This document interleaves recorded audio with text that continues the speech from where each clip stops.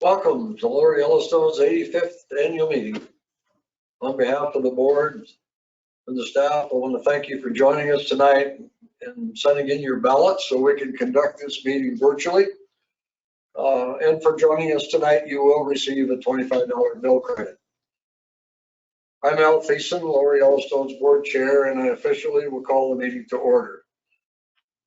I've been receiving questions, of course, about why we are still holding this meeting virtually instead of in person since the CDC relaxed the rules. Our annual meeting planning, which includes securing a date and venue and getting information out in the Rural Montana magazine and North Dakota Living magazine and giving legal notices, this all begins in February and March. We have to do that each year, of course, and at that time, this year, we still didn't know what the CDC was going to decide about the rules and what the county health department rules would be either. So to be on the safe side, the board decided to hold it virtually. Next year, we certainly plan on being back to normal. In addition, our state legislature recently passed legislation to allow electronic voting. So next year, you will be able to attend the meeting in person or participate and actually vote from your home. So that will be a new twist. At this time, I'd like to introduce our attorney, Gene Farr, to present the notice of the meeting, the proof of mailing, and the determination of the court. Gene? Thank you, Alan. Good evening. Thank you for allowing me to be here. I am pleased to report that we have a quorum. We have 104 attendees at this meeting. We also had a quorum of 220 ballots registered with respect to the bylaw election. The annual meeting notice was mailed on May 14th of 2021, and I certify that it did go out as planned. The annual meeting of the members' notice, again, as Alan noted, was noticed on May 14th that it would be held virtually, and a meeting invite was posted on Lower Yellowstone's website as well as social media pages. Members are welcome to attend not only by phone but by video or video conferencing, and each member who is logged on will receive a bill credit for $25. So with that, the proof of mailing, as I said, is certified as May 14th, and the meeting went out, and I'll turn the meeting back to Alan. Thank you, Gene. At this time, I'd like to make a few introductions. The trustees, the group of trustees we have, Jim Vitt is here representing District 1, Colin Gardner for District 2, John Redmond, District 3, Dennis Schmear, District 4, Dennis Nelson, District 5, and Greg Rauschendorfer, District 6, and I represent District 7. John Redmond unfortunately couldn't be with us this evening, but I know his heart is here. We're going to talk a little more about John later. Also like to introduce, of course, our legal counsel, Gene Farr, and our CEO, Jason Brofman. Speaking to Jason, it's his turn here to come up and give his report. Thanks, Jason. Well, thank you, Alan. And thank you for all of you that jumped online tonight for our virtual meeting, and hopefully you enjoyed this format this evening, and we'll see where we take it from here. With so many aspects of our lives being disrupted in 2020, one thing has stayed consistent, and that's been electricity. We knew that as the COVID-19 pandemic started, that we must be the stable part in our members' lives. The state and federal government asked the cooperatives to take every precaution necessary to protect our employees and our members. The overall fear was that if an electrical company lost their workers due to a COVID illness, our power grid could be compromised if a storm situation arose or an event of any major outage. Regardless of your views on the COVID pandemic, we must follow the direction given by our national organization, along with the state, local, and federal agencies. Here at Yellowstone, our goal is to deliver safe and reliable electricity. We are very proud of the safety program at the cooperative and the culture we have built over the years. As the pandemic progressed, we had to make changes that ensured we created a safe environment for our employees, board of directors, and members. Our board members attended the monthly meetings virtually. Our staff reported to work, but utilized our electronic processes through online job check-in, job tracking, and virtual meetings, which were held in pods or smaller groups. The pandemic also accelerated some changes that were on the horizon anyway for us.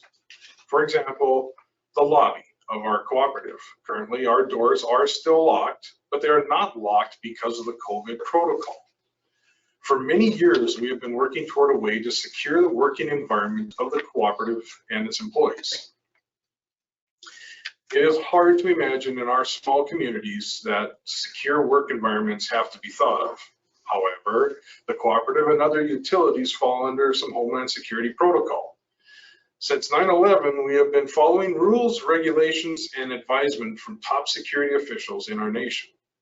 The electric grid is the top concern for the security, because without the grid, our country would be crippled in a way that no one really wants to see. 2 years ago, we started a plan to secure the front door, yet give access to the public in a way that meets the security protocol we must follow. The past year allowed us to test this process, and currently we are close to having it automated and will allow the public to communicate with us and enter our building. We also secured our yard with new gates, cameras, and automatic locks, allowing us to control access and protect our employees, our equipment, and our material. These were changes we had been planning, and the pandemic only accelerated this process and it was quicker than what we expected. We have appreciated your patience and understanding as we navigated through this weird time and new protocol. And we make these changes to our facility to secure the electrical grid of the future.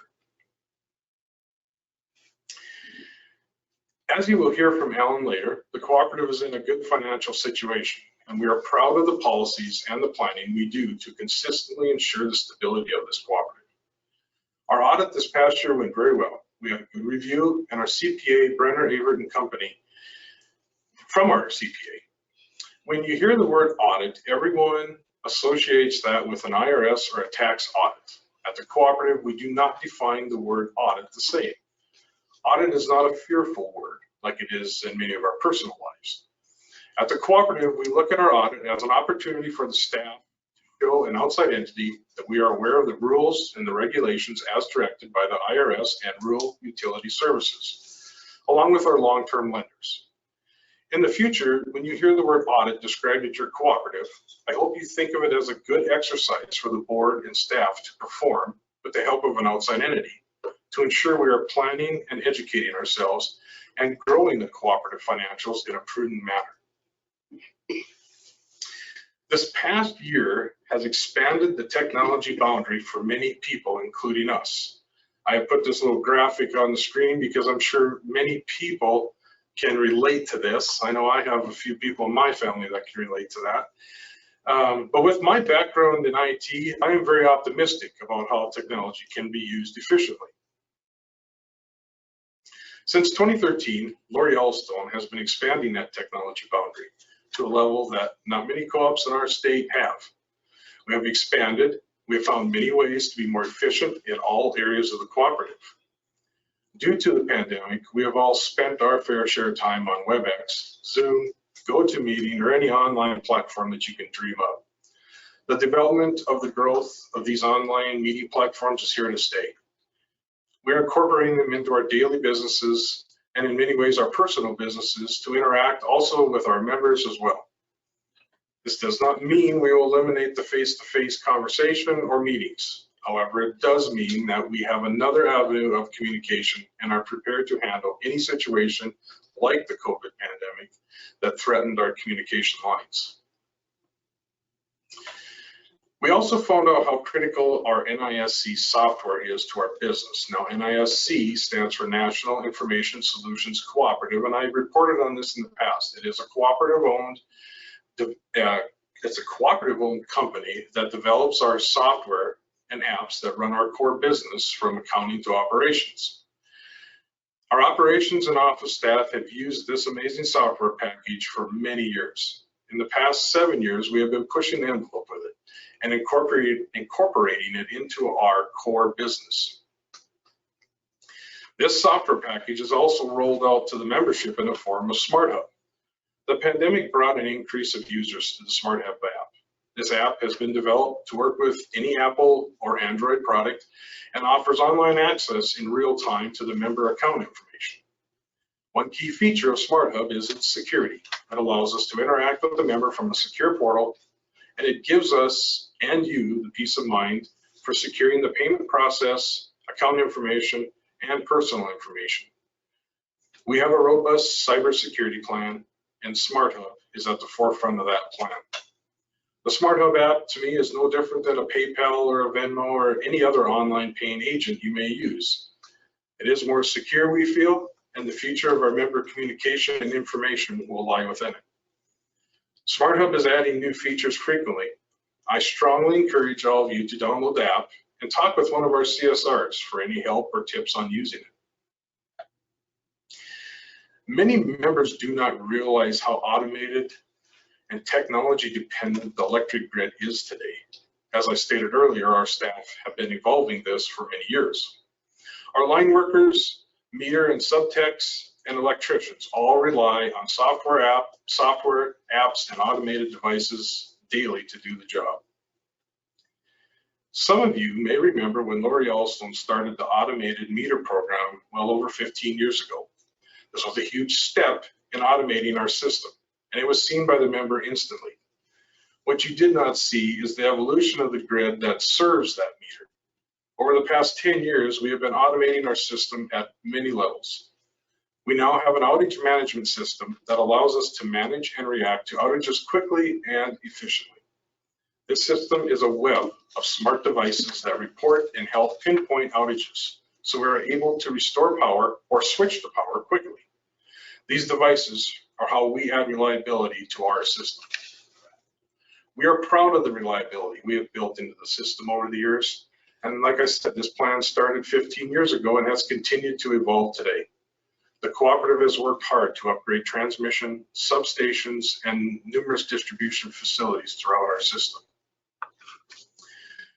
In 2020, we started updating our Bainville and Buford substation areas. This area has seen growth over the past 10 years and it needed improvement. And on the map, I have pinned a couple of those areas, if you can see that. This has been a big project for us, and we are getting close to completion. And the substation location was moved to allow us to serve the Bainville and Buford areas a little differently from other substation feeds. We renamed this new substation Romo and built our own transmission line to it. This allows us to retire the Bainville and Buford substations and eliminate some very old transmission feed from MDU. Romo and our existing Marley substation over by Trenton will now feed that area and give us reliability and flexibility during maintenance and outage situations. As we were planning the Romo project, we received a load request for a gas plant not far from where we were building Romo.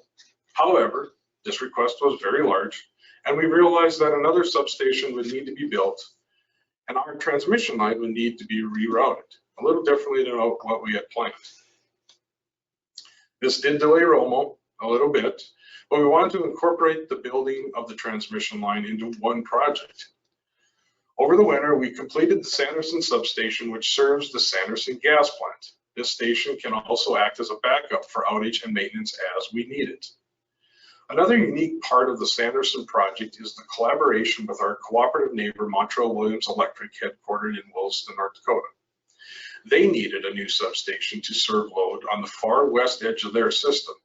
The Sanderson sub is located just a few miles south on Highway 2 and west of Highway 5 in North Dakota.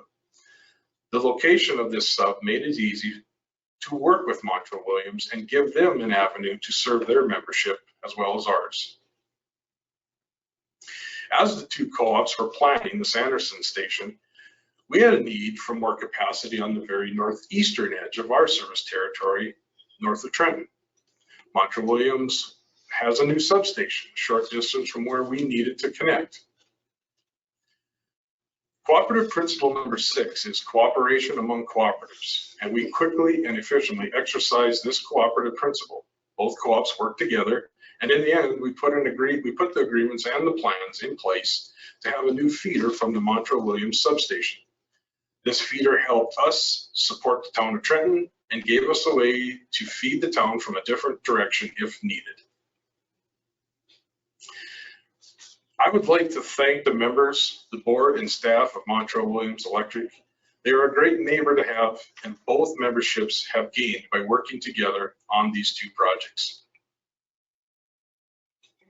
Over the past year, we have also continued our pole replacements, our underground upgrades, our service updates, and our line conversions. All of these are projects that we budget every year based on age, load growth, and reliability. When the operations staff gives the outage report, I am proud of the low number of outages we have each month. This is a testament to the board and staff for making sure our electric grid is updated and maintained at the highest level, so we all can enjoy the one commodity that impacts our lives every second of the day. Now, I just told you about the substation venture between Montrose Williams and our collaboration. However, this is not a new concept to Lower Yellowstone. 5 years ago, we entered into the shared service agreement with Mid-Yellowstone Electric in Hysham, Montana. This relationship has been rewarding on many levels. The synergy between the two co-ops is a win for both memberships. We have seen the benefit of reduced costs when ordering material and supplies, along with many other aspects that benefit both co-ops. In the past year, Lower Yellowstone and Mid-Yellowstone have also been working with Golden West Electric in Weevil and Southeast Electric in Ekalaka. We continue to find new ways of helping each other for the betterment of our membership and display the cooperation among cooperatives principle every day. The assets of our cooperative are typically thought of as substations, power lines, land, company software, but there's one asset that acts as the glue to Lower Yellowstone, and it's the people who operate and maintain all those parts of our system. Now, normally I have them come here and stand up in front of all of you, but tonight we don't have that because I don't have, but maybe 2 here, 3 here, 4 here. So I won't have just those guys come up, but I will introduce everyone with their picture, if they like it or not. So I was told today some of them didn't like their picture. Chris Kelslin, our Chief Operating Officer. Brenda Bond is our Chief Financial Officer. Corey Candy is our Chief Information Officer. Jamie Prop is our Manager of Member Services. Kelly Kaiser is my Operations Manager. Margo Zato is our Billing Coordinator. Kevin Goff is our Operations Assistant. Justin King is the Warehouse Supervisor. Kyle Kavanaugh is our IT Coordinator. Pam Wilcoxon is the Plant Accountant. Blade Jankowski is one of our journeyman linemen. And Tanner Roth is also one of our journeyman line workers. Rich Gordy is one of our journeymen. Gary McPherson is our system controller. Tiffany Henches is one of our CSRs. Bo Kindop is a GIS and easement tech. Mike Everling is a mechanic. Dan Geezer is our energy management supervisor. Lots of times we refer to that as an EMS, just so you know that's the initials you'll see sometimes. Edwin Gadsky is our line locator. Melissa Buckley is another CSR for us. Lee Alstead has changed job titles this year. He's our mechanic and EMS specialist. Richard Tremblay is also an EMS. Jesse Oberfeld is a journeyman. Brandon Mueller is our electrician. Aaron Eide is a journeyman. Ryder Peterson is also a journeyman. And Brian Frank is a journeyman. Cole Jankowski just became a new journeyman. Lee Delp is very close. He is still one of our apprentices. Jeremy Reese just joined us last year, and he's an information technology tech. Preston Long is one of our newest apprentice linemen working with us this summer. And we have, for the first time in a long time, a work study from City High School in summer help, Trey Skeppens, who plans on going to line school this fall. So we were very happy to assist him with figuring out if line worker world is where he wanted to be. These are dedicated, kind, and fun employees who I have the privilege of working with every day. And when you see them, will you please thank them for keeping the most essential commodity in our lives worry-free and reliable. As a cooperative, our members are at the forefront of everything we do. We are willing to assist you however we can, and we want you to know that our electric grid is in good hands. I'm available for any questions or comments at any time. My contact information is here on the screen or on the web. I want to thank you for attending this first virtual meeting tonight, and I hope to hear from you or see you in the future. Now I have the privilege of introducing Greg Rauschendorfer, who is going to go through some scholarship talk with you. Greg? Thank you, Jason. The old Luck of the Draw program scholarship drawing is been changed to simply annual meeting scholarships. One of the reasons for that is we did a little tweaking on the requirements. Most of the basic requirements remain the same. However, this year the participants were asked to create a greeting card with a tagline of any picture that they would like to take in our service territory and present that. And we will be entertained with a PowerPoint presentation in just a couple minutes. Scholarship eligibility criteria, photo guidelines, and submittal information are all posted on www.lyrec.coop, and you can obtain all that information there.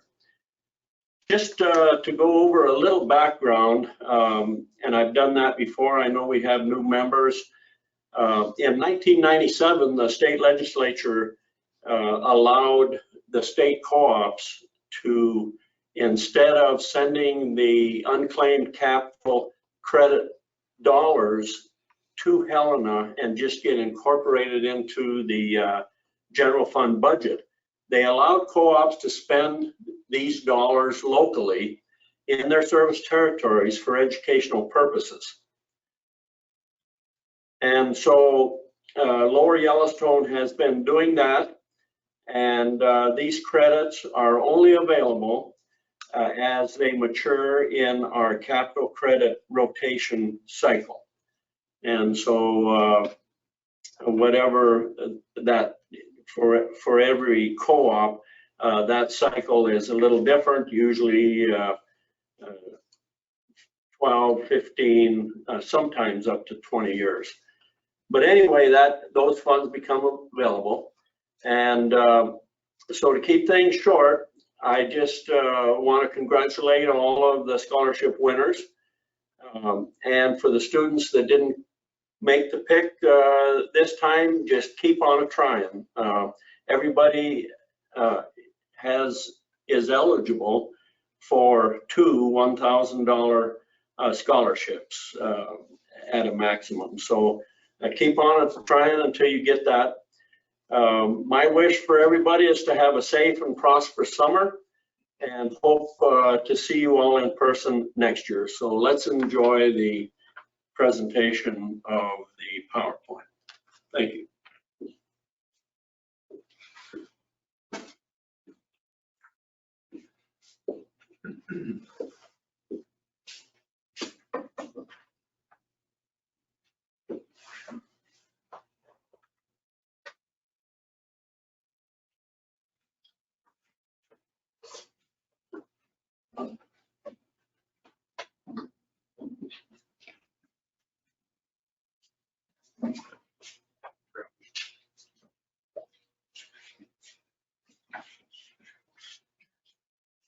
Ready for Dennis? Yep. Okay, Dennis Nelson, our director, represents us on the board of the Montana Electric Cooperative Association. And I'm going to call on him at this time to give a report there. And he's also going to share one from North Dakota Association, which we belong to too. So, Dennis? Thank you, Alan. Yeah, since we serve members in both states, we have a voice in both state legislatures, which is kind of unique, and it kind of gives us a little extra power, I would say. North Dakota, Josh Kramer and his crew, they do a great job over there. They're very active, busy. With both state legislatures, it's been kind of a unique year, as you well know, so they've had to kind of adapt on the fly. I'll just give a couple highlights here from North Dakota. They helped defeat a bill that would have forced electric cooperatives to offer net metering at retail rates.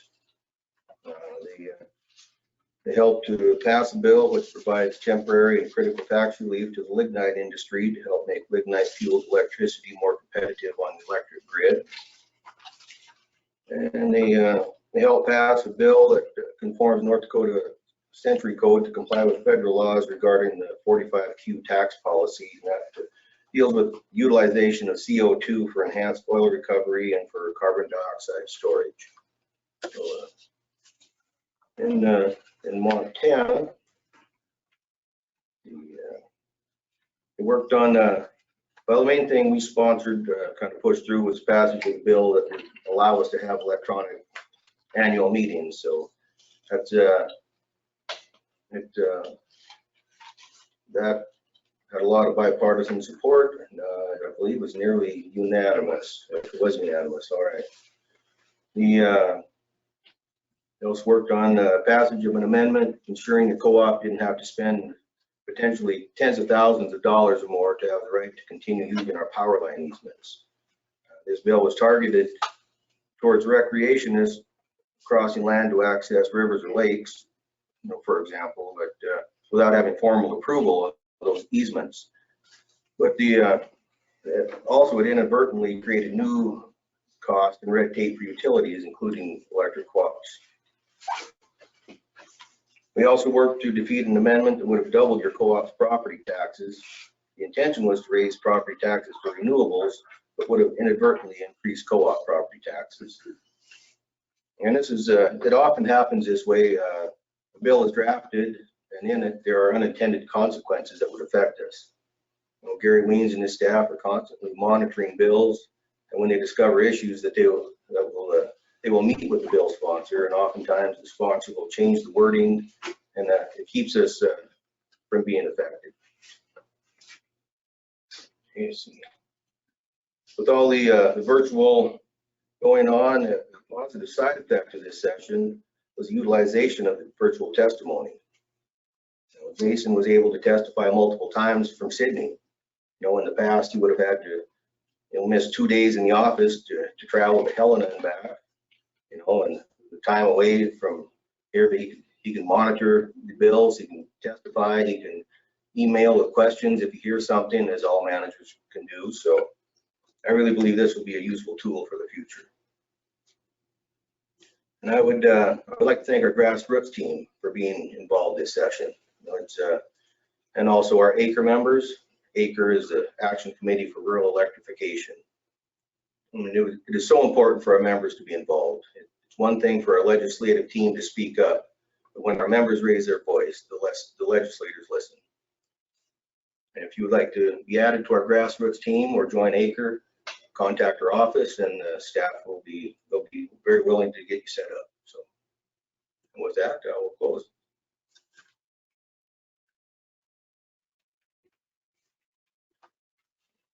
Thank you, Dennis.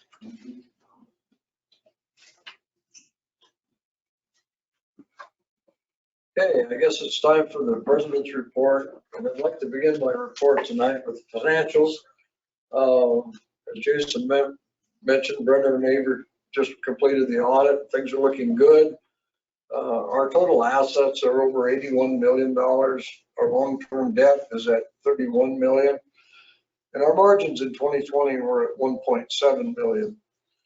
Lori Yellowstone paid out over $930,000 in capital credits that appeared on the bill that we just got in the mail here yesterday or the day before. If you haven't, you'll get it very soon. Later this year, we're going to reassess our financial condition, and we will determine at that time if we can retire additional capital credits prior to the year end. Because of the pandemic and lower oil prices, we did not experience the amount of growth that we were used to in 2020. But the loads are returning, and as Jason mentioned, we have potential for some additional large loads. We do not anticipate a rate increase unless something totally unexpected should happen. Our power supply through Upper Missouri Power Cooperative, which includes Basin Electric and the Western Area Power Administration, is stable as well. I'm sure that you're all aware of the weather event in February that caused intermittent outages all over the Midwest, including blackouts in Texas.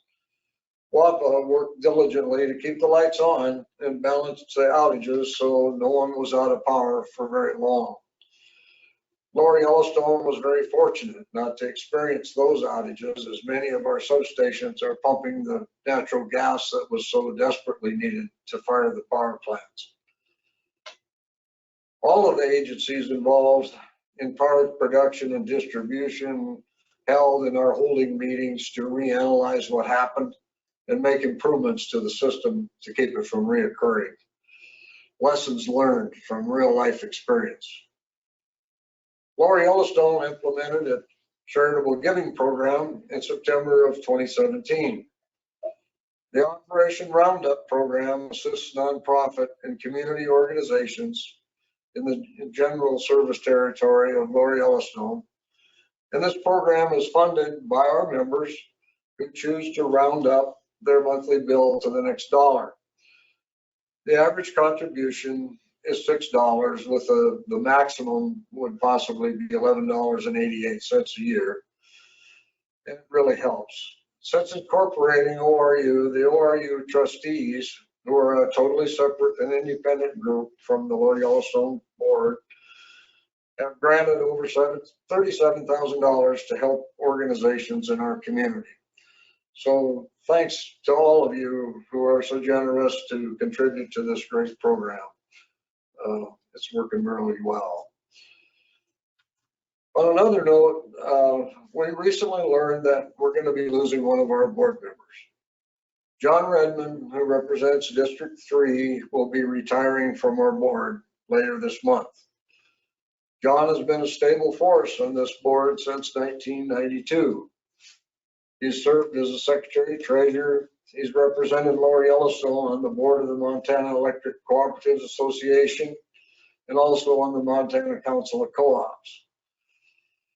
It's no secret, and anyone that knows John knows that his heart is centered around the youth in our organization and in the entire community.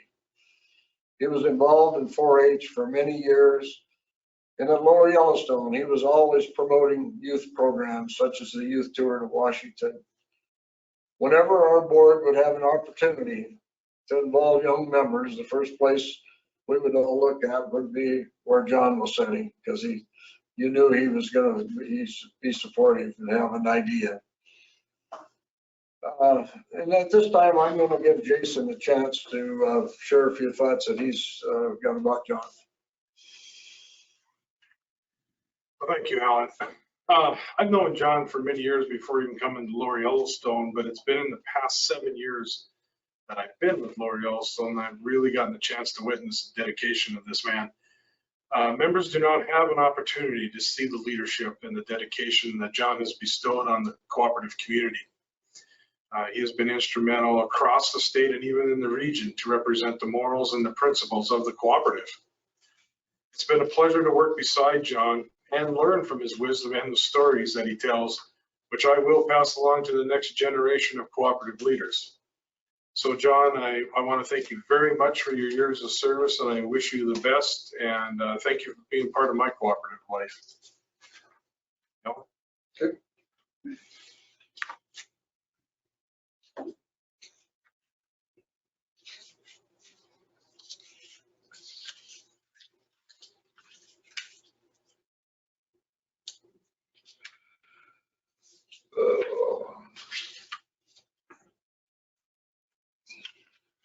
Okay, now as for filling the vacancy of John's seat on the board, there's 1 year left on John's term. And according to the bylaws, the board will appoint someone who lives in District 3 to serve out the rest of John's term. And then that person will be up for re-election at next year's annual meeting. So if you're a member, and if you live in District 3 and are interested in serving on the board, let us know. You can email or call me or contact the office. We'll get you a list of, we'll get a list of potential candidates and you'll be on it. And as the board goes through that and makes that decision, you know, we certainly encourage anybody interested to say so. The board's contact information is on our Lower Yellowstone website. Mine's on there if you want to call or contact me. If you have questions about which district you actually live in, call the office and Jamie or someone there will help you out. So anyway, we will be filling that position here in the near future, and we need candidates. Okay, now down to the business section. As you saw in your packet this year, the board is proposing some important changes to the bylaws. They allow us to align with the new legislation to enable cooperatives to conduct electronic meetings and allow electronic voting. So at this time, I'll call on Gene again to review the bylaw amendments and go over the election results and any other business. Gene?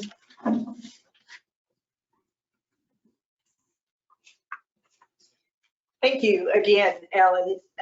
As Jason and others have noted, the 2021 Montana legislature passed a new law to allow all cooperatives and other agencies and organizations to conduct their meetings virtually.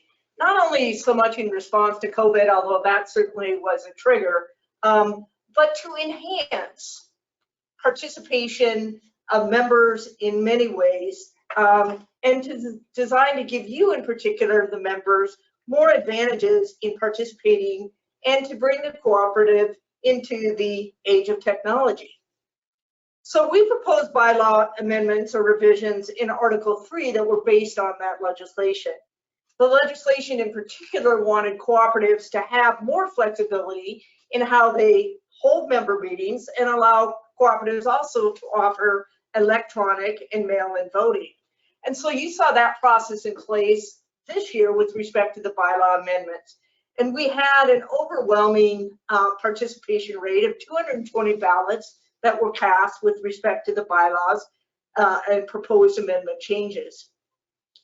I'm not going to walk you through all of the changes, but essentially in Article 3, as you may note, we made changes that enhanced the ability to vote again electronically or by mail, and allowed the board more freedom and flexibility in the way in which it conducted its annual meeting.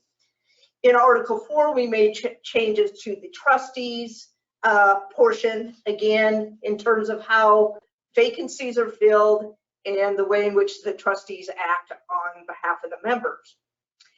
In Article 5, we changed a proposal to, again, regular meetings, special meetings consistent with telecommunication, conference meetings, or video meetings.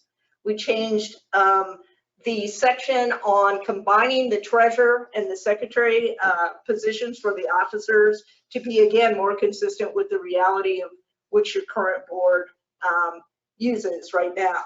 And essentially, the other provisions were just clarifications for quorums, proxies, when there is a tie vote, and the time frame in which nominations for trustees have to be submitted. All of these, again, the board and I worked through, designed to give you, the members, more rights of participation and freedom and flexibility in your membership with the cooperative. With respect to the directors for District 1 and 2 that were up for election this year, on March 3rd, 2021, the nominating committee met to consider and nominate trustees from District 1 and 2. The committee asked me to conduct the meeting, so we didn't have a chair as we normally do. But I'm pleased to report that nominated for District 1, and the only nominee was Jim Vitt, and for District 2 was Colin Gardner. I'm pleased also to report that both of these gentlemen won unanimously and will be re-elected to the board, and we are grateful for their service and thank them both for their willingness to serve the cooperative. And the bylaws. I'm sorry? The bylaws. Oh, thank you. Jason had to remind me.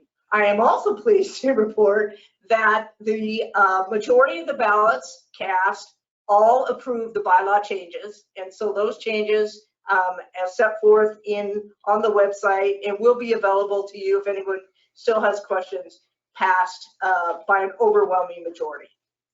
With that, I'll turn it back to Alan. Thank you.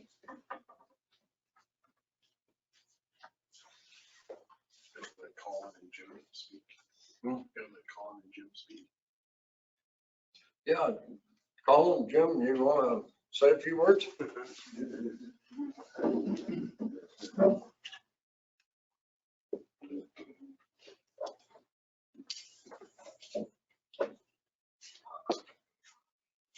District 1 gets to go first. We can both stand there. Well, I guess I'd like to thank the committee for their time and effort on the nomination committee. And I guess all I can say is that we'll try and keep the co-op running like it really has been over the past few years, and keep it going like we can hopefully do better. Yeah, I just want to thank everybody for their support. I feel honored to be a director on this board. I've enjoyed my time, and I look forward to the future. And I think the co-op is being run very well, and I just happy to be part of it. Again, I want to thank you for your support.